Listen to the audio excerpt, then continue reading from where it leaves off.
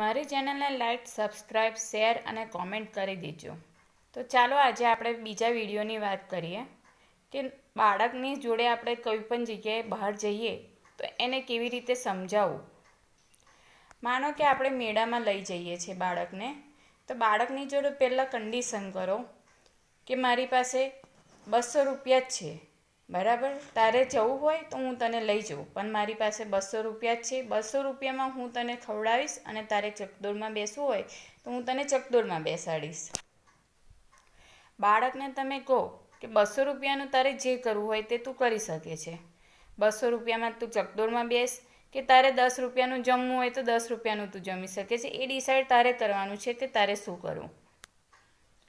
તમે એને સજેસ્ટ કરી શકો છો કે 200 રૂપિયામાંથી 100 રૂપિયાનું આપણે ચકડોળમાં તું બેસશે અને 100 રૂપિયાનું તું જમવાનું જમજે.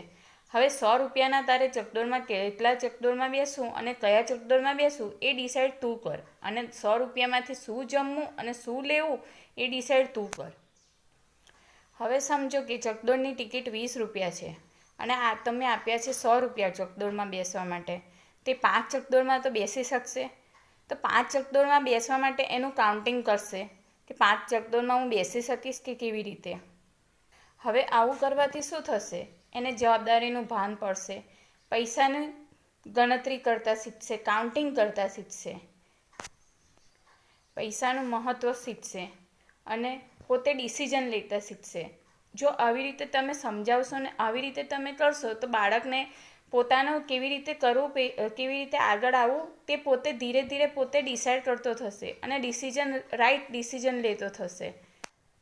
તો આપણે મા બાપે વિચારવાનું છે, આપણે બાળકને ઉલ્લુ બનાવવા કે હોશિયાર બનાવવા.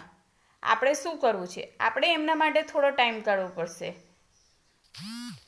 પૈસાનું ભાન થશે, પૈસા કેવી રીતે કમાવા તે ખબર પડશે, કેવી રીતે પૈસા યુઝ કરવા તે પણ ખબર પડશે. જેના કારણથી ખબર પડશે કે મા બાપ પણ કેટલી તકલીફ કરી અને પૈસા લાવે છે અને પૈસા અમારી પાછળ ખર્ચે છે, જેથી મા બાપની વેલ્યુ પણ તેમને ભાન પડશે. તો ચાલો, મારી આગળનો ભાગ જોવા માટે, આગળનો વિડીયો જોવા માટે મારી ચેનલને લાઈક, સબસ્ક્રાઈબ, કોમેન્ટ અને શેર જરૂરથી કરજો. બાય.